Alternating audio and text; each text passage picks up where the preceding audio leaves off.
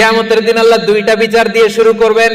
হাক্কুল্লাহ, আল্লাহর হকের প্রথম বিচার হলো নামাজ, আর হাক্কুল ইবাদ, বান্দার হকের প্রথম বিচার হলো রক্তের বিচার। রক্তের বিচার, যতগুলো রক্তের বিচার দুনিয়াতে হয় না, আল্লাহ সেদিন করবেন। এই পৃথিবীতে গুম আছে না নাই?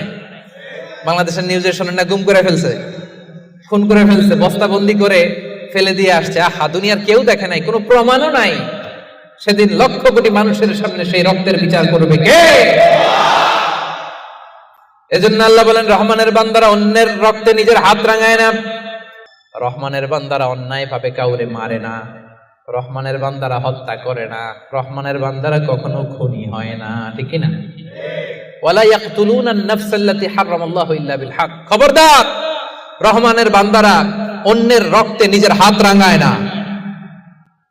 Keep in your mind Malakar ভাইরা, অন্যের রক্তে নিজের হাত রাঙায় না।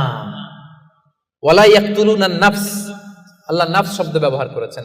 প্রাণ হত্যা করে না, মানুষকে মারে না। রহমানের বান্দারা কোন প্রাণ হত্যা করে না, মানুষকে মারে না, প্রাণ বিনাশ করে না। এর কারণ, মানুষ সব বানাতে পারে, প্রাণ বানাতে পারে না। কথা বলেন।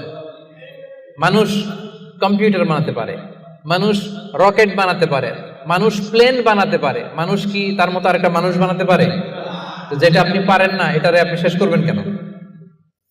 যেটা আমি বানাতে পারি না, সেটা আমি কেড়ে নিতে পারি?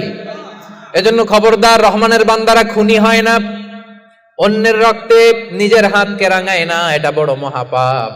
রব্বুল আলামিন কালামুল্লাহ মাজিদে ইরশাদ করেন, মান কাতালা নাফসান বিগাইরি নাফসিন আও ফাসাদিন ফিল আরদি ফাকান্নামা কাতালান নাসা জামিআ ওয়া মান আহইয়াহা ফাকান্নামা আহইয়ান নাসা জামিআ। যে ব্যক্তি একজন মানুষকে হত্যা করলো, সেজন্য গোটা বিশ্বের সবাইকে হত্যা করলো। আর যে ব্যক্তি একজন মানুষের প্রাণ বাঁচিয়ে দিল, সেজন্য গোটা বিশ্বের সব মানুষের প্রাণ বাঁচালো। পড়েন সুবহানাল্লাহ।